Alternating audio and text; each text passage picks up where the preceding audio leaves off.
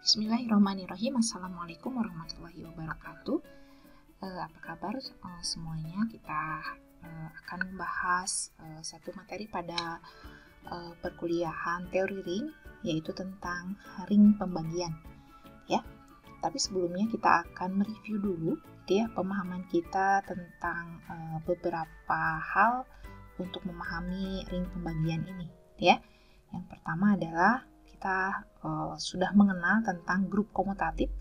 Grup komutatif itu dia tertutup terhadap penjumlahan, asosiatif terhadap penjumlahan, identitas, punya inverse, dan komutatif terhadap penjumlahan. Maka sistem matematika yang memiliki karakteristik seperti ini kita sebut sebagai grup komutatif.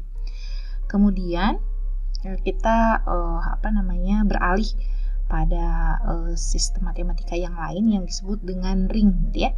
Jadi ketika grup komutatif kemudian ditambah sifat tertutup pada perkalian, asosiatif terhadap perkalian, dan distributif, gitu ya, dan memiliki sifat distributif, maka struktur yang seperti ini kita sebut sebagai ring, ya.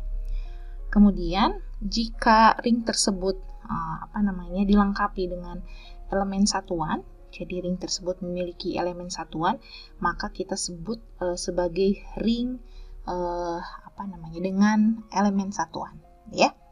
Nah, kalau ring kemudian dia ditambahkan sifat komutatif terhadap perkalian, gitu ya, maka disebut dengan ring komutatif, gitu ya.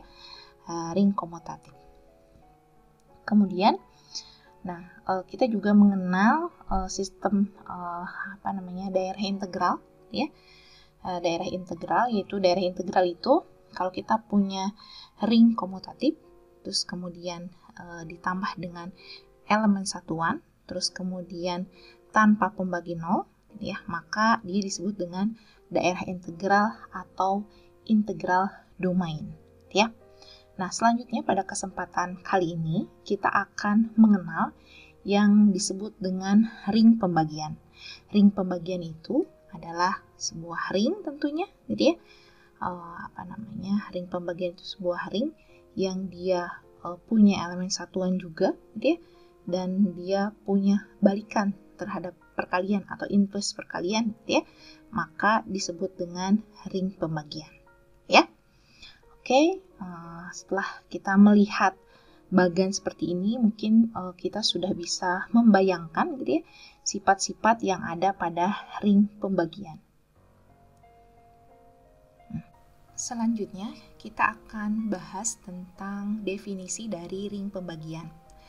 Definisi dari ring pembagian ini yaitu suatu ring yang elemen bukan nolnya terhadap operasi perkalian membentuk grup, gitu ya, disebut dengan ring pembagian.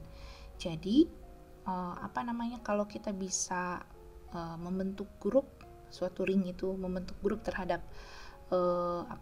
perkalian, gitu ya, maka dia memiliki beberapa sifat, ya. Pertama yaitu tertutup, gitu ya, tertutup terhadap perkalian, terus kemudian punya sifat asosiatif, terus kemudian dia memiliki identitas perkalian, gitu ya, atau kita punya unsur satuan, gitu ya, disebut dengan unsur satuan. Terus kemudian punya inverse, atau balikan pada perkalian. Nah, maka kemudian kalau kemudian kita pandang tadi sebagai ring dengan grup komutatif pada penjumlahan, gitu ya, grup komutatif terhadap penjumlahan sudah memenuhi, gitu ya. Terus kemudian ring itu kan ditambah dengan tertutup dan asosiatif, dan ring dengan unsur satuan, gitu ya, maka tambahan pada ring pembagian ini adalah inverse atau unsur balikan, gitu ya. Jadi untuk sistem matematika yang yang misalnya kita pilih misalnya R, gitu ya, yang unsur bukan nolnya itu, misalnya untuk kita memiliki untuk setiap A elemen R gitu ya, dan unsur bukan nolnya itu adalah dan A itu bukan nol gitu ya, bukan unsur nol gitu ya, maka gitu ya terdapat A inverse gitu ya elemen R gitu ya, sedemikian sehingga A kali A inverse itu A kali A inverse atau A inverse kali A sama dengan E ya. Nah, A inverse E. Dengan kata lain, kita bisa bilang bahwa pada ring pembagian ini gitu ya, pada sistem ring dengan yang disebut dengan ring pembagian ini adalah setiap unsur yang bukan nolnya gitu ya, dia itu adalah unit gitu ya. Jadi setiap unsur di R yang bukan nol, maka itu adalah unit. Gitu ya. Jadi semua unsur di ring pembagian tersebut gitu ya adalah unit gitu ya. Atau dengan kata lain gitu ya, setiap unsur di R yang juga bukan nol memiliki balikan perkalian atau inverse perkalian gitu ya. Jadi ini yang kemudian disebut dengan ring pembagian gitu ya. Jadi kita bisa katakan bahwa setiap unsur yang bukan nolnya adalah unit gitu ya, atau kita juga bisa mengatakan bahwa pada R tersebut yang unsur bukan nolnya dia memiliki inverse ya. Ini tentang definisi ring pembagian. Kemudian kita bisa melihat contoh dari ring pembagian. Misalnya bilangan bulat. Bilangan bulat itu bukan merupakan ring pembagian. Kenapa bilangan bulat bukan merupakan ring pembagian? Karena kita tahu gitu ya, unit pada bilangan bulat itu kan cuman 1 dan min 1 gitu ya. Jadi tidak semua elemen pada bilangan bulat itu adalah unit gitu ya. Atau dengan kata lain bahwa tidak semua elemen bilangan bulat itu memiliki inverse terhadap perkalian gitu ya. Misalkan 2 gitu ya, 2 elemen bilangan bulat gitu ya. Misalnya 2 kali berapa, misalnya kali X misalnya sama dengan 1 gitu ya. Tidak ada X yang memenuhi gitu ya. Jadi tidak ada X yang memenuhi sehingga 2 kali X itu sama dengan 1. Sehingga bilangan bulat itu bukan merupakan ring pembagian. Sedangkan bilangan rasional, bilangan real, dan bilangan kompleks dengan operasi penjumlahan dan perkalian biasa itu adalah ring pembagian gitu ya. Kita sudah pernah membuktikan bahwa bilangan rasional itu kita sudah membuktikan juga bilangan rasional, bilangan real, bilangan kompleks itu adalah suatu ring ya, punya unsur satuan, dan kemudian selain itu juga setiap unsur pada bilangan rasional, pada bilangan real, dan pada bilangan kompleks tersebut memiliki inverse-nya ya, seperti itu, memiliki inverse. Jadi misalnya kalau bilangan rasional setengah, kita akan selalu bisa memilih bilangan yang lain gitu ya, misalnya jadi 2, jadi sehingga setengah kali 2 adalah 1.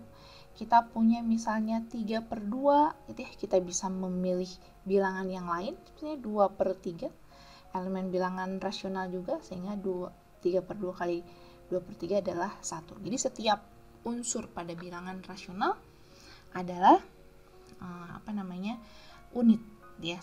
Bilangan real juga begitu, bilangan kompleks juga begitu gitu ya. Jadi bilangan rasional, bilangan real, dan bilangan kompleks adalah merupakan ring pembagian. Terus kemudian yang ketiga adalah matriks yang berordo 2 kali 2 ya.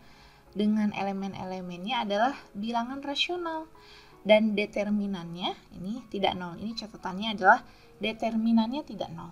Jadi artinya matriks tersebut adalah matriks yang dapat kita cari inverse-nya atau invertible. Jadi ya, dengan operasi penjumlahan dan perkalian pada matriks.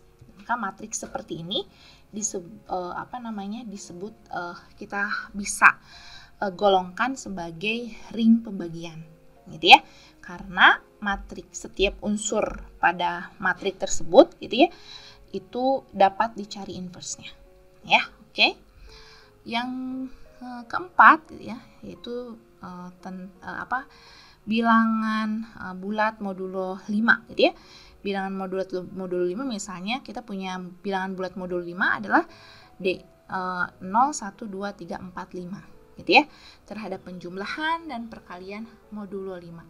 Kita tahu bahwa bilangan bulat modulo 5 itu adalah suatu ring punya elemen satuan, gitu ya. Terus kemudian setiap unsurnya punya inverse, gitu ya. Jadi kalau inverse dari 0, gitu ya. Inverse dari 0 itu kalau unsur bukan nolnya ya. Jadi kita memperhatikan unsur bukan nol, yaitu 1, 2, 3, 4. 1 inverse-nya adalah 1 1. Jadi ya, karena 1 kali 1 adalah 1.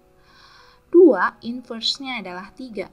Karena 2 kali 3 itu adalah 1. Pada bilangan modulo 5 ternyata modulo 5 ya. Ini juga bilangan modulo 5, ya. Terus 3 inverse-nya 2, itu sama dengan 1. Ini juga pada modulo 5.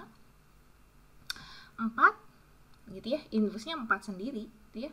Karena 4 kali 4 sama dengan 1.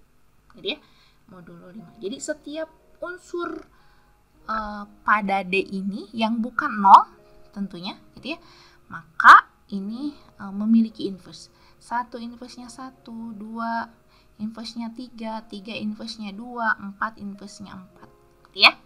Jadi kita sudah bisa melihat ya dan membedakan mana contoh yang bukan ring pembagian dan mana yang ring pembagian, gitu ya. Selanjutnya kita akan melihat teorema, yaitu setiap daerah integral terhingga merupakan ring pembagian yang komutatif, gitu ya. Setiap daerah integral terhingga merupakan ring pembagian yang komutatif, gitu ya. Ini menarik sekali, gitu ya, karena kita tahu misalnya kalau daerah integral yang tak hingga, misalnya seperti Z itu ya. Seperti Z itu kan daerah integral ya, tapi dia tidak memiliki tidak memiliki inverse perkalian, gitu ya. Maka daerah integral Z ini bukan, gitu ya, bukan ring pembagian, gitu ya. Daerah integral Z ini bukan ring pembagian, gitu ya. Nah, tapi kalau kita bicara pada daerah integral yang terhingga, gitu ya. Misalnya tadi kita udah bahas tentang Z5. Z5 juga daerah integral ya. Sudah pernah kita bahas juga pada perkuliahan sebelumnya, gitu ya, bahwa Z5 adalah Z5 adalah daerah integral. Tapi setiap unsur yang bukan nolnya, gitu ya, setiap unsur yang bukan nolnya dia memiliki inverse perkalian. Maka Z5 itu adalah ring pembagian, gitu ya. Ini menarik, gitu ya, karena ternyata daerah integral yang tak hingga ini, gitu ya, ternyata bukan ring pembagian, gitu ya. Sedangkan pada Z5 daerah integral hingga, gitu ya, ternyata dia adalah ring pembagian, ya. Oke, kita mungkin akan bisa membuktikan dari bayangan seperti ini, gitu ya. Apa sih yang harus dibuktikan ketika kita akan membuktikan suatu daerah integral yang terhingga adalah merupakan suatu ring pembagian yang komutatif, ya. Oke, kita bisa melihat tabel yang ada di layar, gitu ya. ada beberapa sifat yang membedakan antara daerah integral dan ring pembagian, ya. Kita akan membuktikan bahwa daerah integral hingga itu adalah merupakan ring pembagian yang komutatif, gitu ya. Adalah ring pembagian yang komutatif, gitu ya. Nah, kita kan kita tahu bahwa daerah integral itu dia grup, gitu ya. Grup itu berarti kan 1, 2, 3, 4, 5 grup komutatif, gitu ya. Ini juga terpenuhi pada ring pembagian. Terus kemudian tertutup, semigroup tertutup terhadap perkalian dan asosiatif, ini juga terpenuhi pada daerah integral dan ring pembagian. Kemudian memiliki identitas juga terpenuhi karena ring pembagian adalah tadi disebut dengan grup terhadap perkalian, gitu ya. Dan yang ke-9 memiliki inverse. Ternyata pada daerah integral itu tidak ada karakter inverse pada daerah integral, gitu ya. Karena tidak semua daerah integral itu dia punya inverse perkalian, gitu ya. Sehingga di sini yang tidak ada, gitu ya. Ya, inverse pada ring pembagian ada inverse, pada daerah integral tidak ada. Terus kemudian komutatif terhadap perkalian pada daerah integral, tentu karena daerah integral itu kan mengharuskan ringnya itu harus ring komutatif, maka pasti dia memiliki sifat atau karakteristik yang komutatif. Dan kemudian tambahan pada daerah integral itu adalah tidak punya pembagi nol. Ternyata daerah integral itu ya. Jadi saya silang tidak punya pembagi nol. Tapi karena pada ring pembagian tidak memerlukan tidak perlu karakter atau sifat dia pembagi nol atau tidak, gitu ya, maka kita tidak perlu perhatikan itu, gitu ya.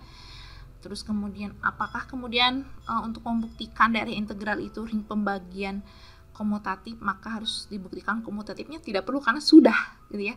Karena daerah integral itu sudah komutatif.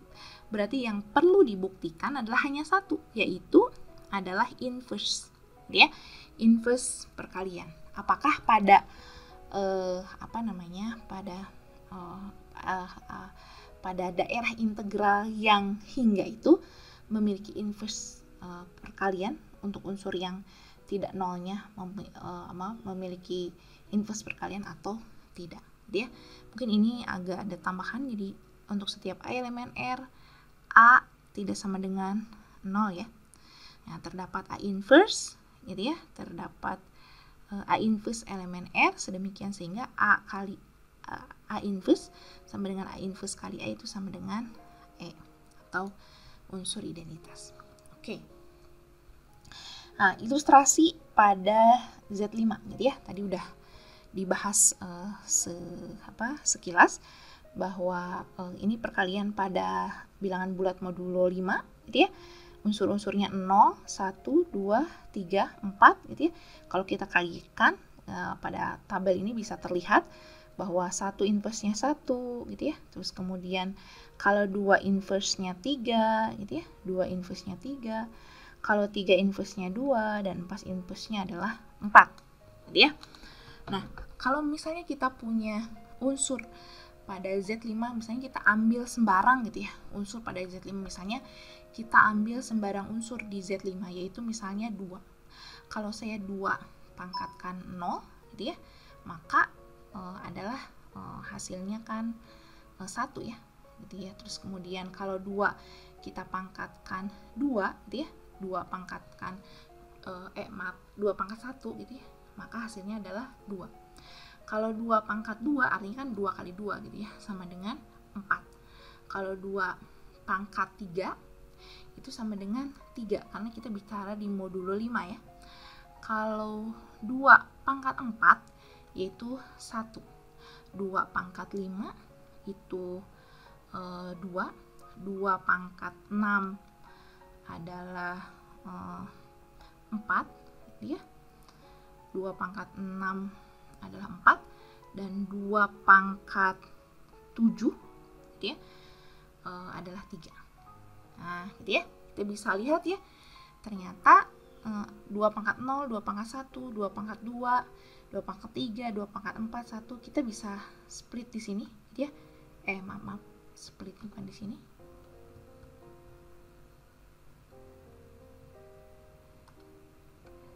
Nah, misalnya kita bisa splitnya di sini ya. Nah, karena setelah 2 pangkat 4, 2 pangkat 5, 2 pangkat 6, ini adalah pengulangan dari pangkat sebelumnya ya.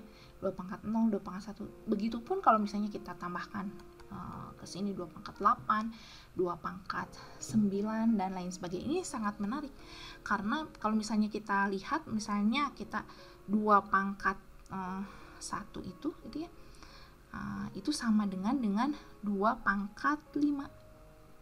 Jadi ya, 2 pangkat 1 kan 2, 2 pangkat 5 juga 2. Ini kan sama dengan 2. Gitu ya. Jadi kalau kita kalikan gitu ya, unsur-unsur gitu ya, unsur-unsur ini misalnya 2 pangkat 5 gitu ya, misalnya dikali 2 pangkat 1 gitu ya, 2 pangkat 5 dikali inverse dari 2 pangkat 1, atau misalnya saya tulisnya 2 inverse gitu ya, atau mungkin saya bisa tulisnya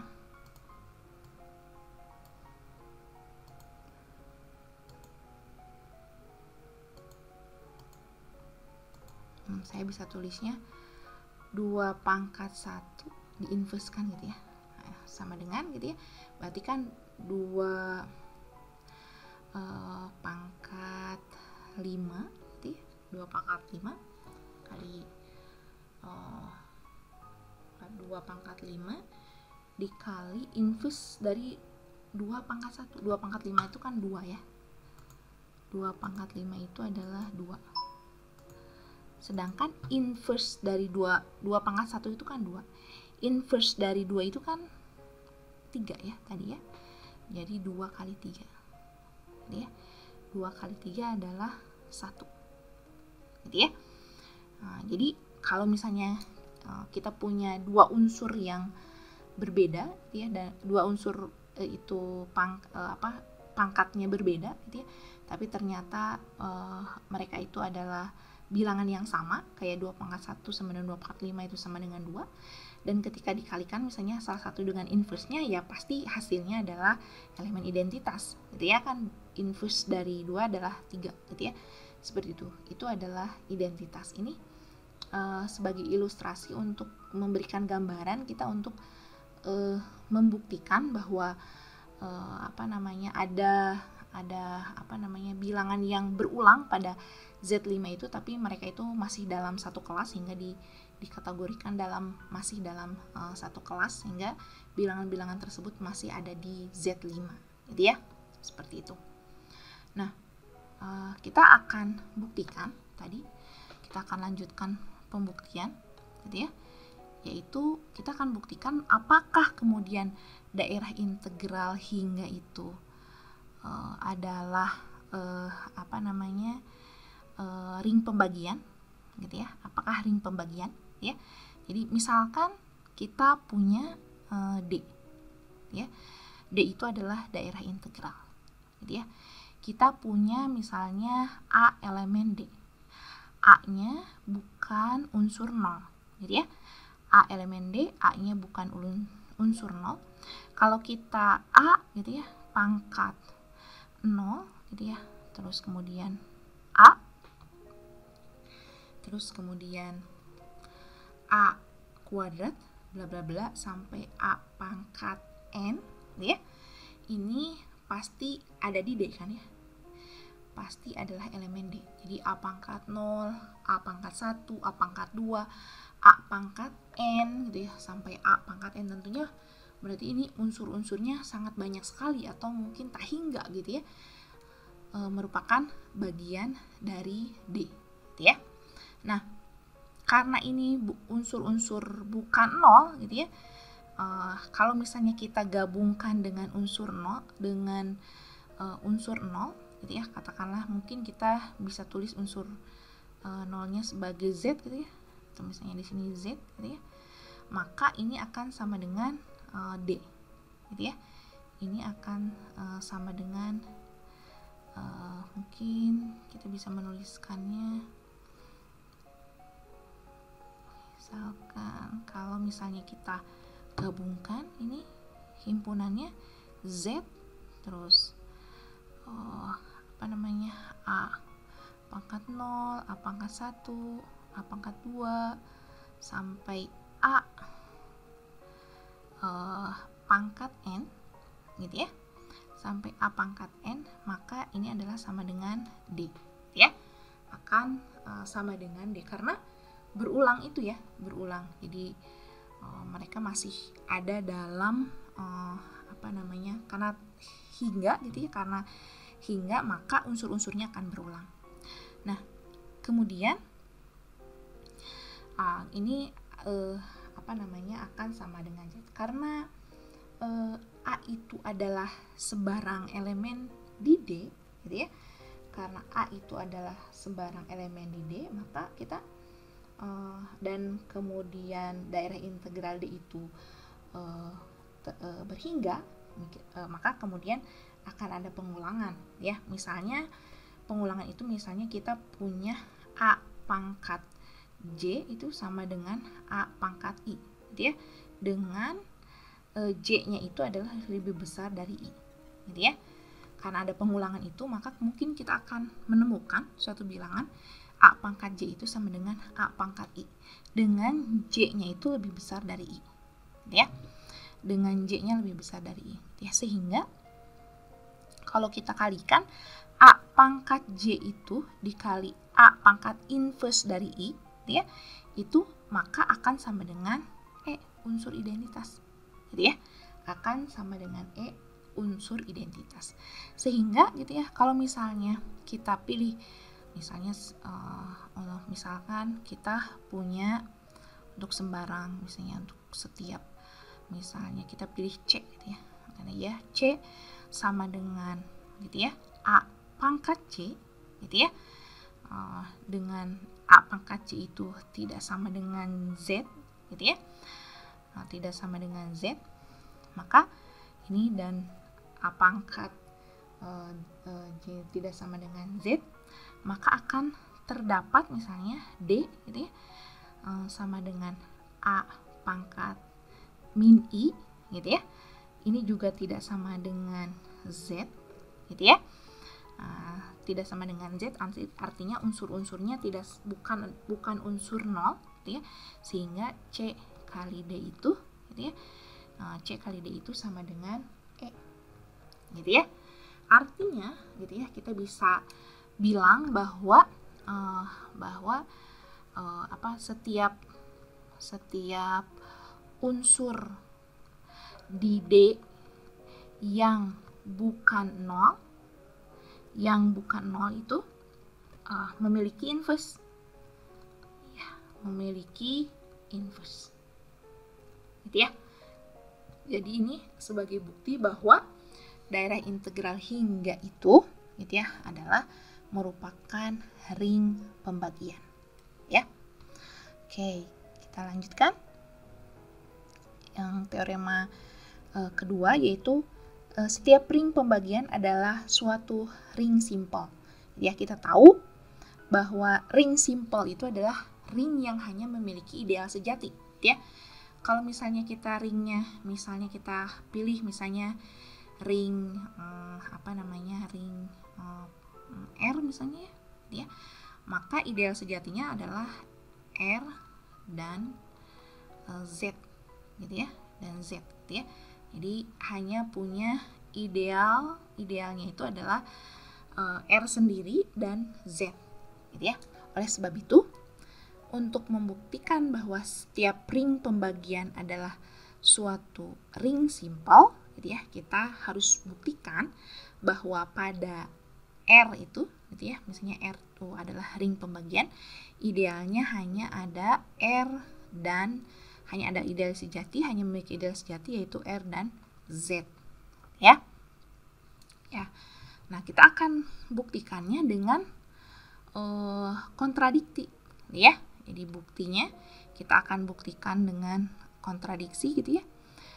Misalkan gitu ya, misalkan ada, kan tadi kita katakan bahwa ring simple itu hanya idealnya hanya ringnya sama unsur 0 gitu ya, sama ideal 0 gitu ya. Misalkan kita bisa ternyata kita buktikan dengan kontradiktif ya. Kontradiktif gitu ya. Misalkan terdapat ideal lain. Terdapat ideal lain. Katakanlah ideal lain itu katakanlah S ya. Ideal di R gitu ya. Misalkan katakanlah S itu ideal di R. Nah, maka kalau S ideal di R, artinya kan S itu subhimpunan dari R gitu ya. Kalau ideal kan pasti dia subhimpunan dari R gitu ya. Jadi misal gitu ya, kita punya unsur X misalnya ada di S, maka karena S itu subhimpunan dari R, maka X juga pasti ada di R gitu ya. Seperti itu. Nah, karena R-nya ini adalah ring pembagian, maka terdapat X inverse elemen R gitu ya. Karena R-nya ring pembagian pasti punya inverse-nya gitu ya. Sedemikian sehingga X kali X inverse gitu ya sama dengan X inverse kali X, itu sama dengan identitas gitu ya, atau E ya. Tapi kita kan tahu bahwa X ini adalah elemen S. X-nya elemen S, X inverse elemen R, dan S-nya sendiri adalah ideal gitu ya. Maka X kali X inverse atau X inverse kali X sama dengan E itu pasti elemen S, karena S itu ideal ya. Nah, karena kita udah punya E elemen S ya. Selanjutnya misalnya kita punya misalkan kita juga punya Y gitu ya, elemen Y elemen R. Oh ya, ini kan kita ideal S itu ideal di R, dan S itu bukan gitu ya, bukan ideal 0 gitu ya. S itu, maaf, ini saya harus penulisannya. S itu adalah bukan ideal 0. Dan S itu bukan R juga gitu ya. S itu bukan R gitu ya. Kalau misalkan terdapat ideal lain S gitu ya, maka S itu bukan ideal 0 dan S bukan R. Nah, kita akan buktikan apakah benar S itu tidak sama dengan R gitu ya. Kalau nanti terbukti bahwa S sama dengan R, maka ini terjadi kontradiksi ya, seperti itu. Nah, misalkan Y elemen R. Nah, kalau Y elemen R dan misalnya kita kalikan Y kali E atau sama dengan E kali Y, itu kan sama dengan Y. Kita tahu Y elemen R dan E itu elemen S gitu ya. Y elemen E dan Y elemen S, sehingga karena S-nya ideal, Y-nya harus elemen S dong ya. Nah, karena Y elemen R mengakibatkan Y juga elemen S, berarti R gitu ya.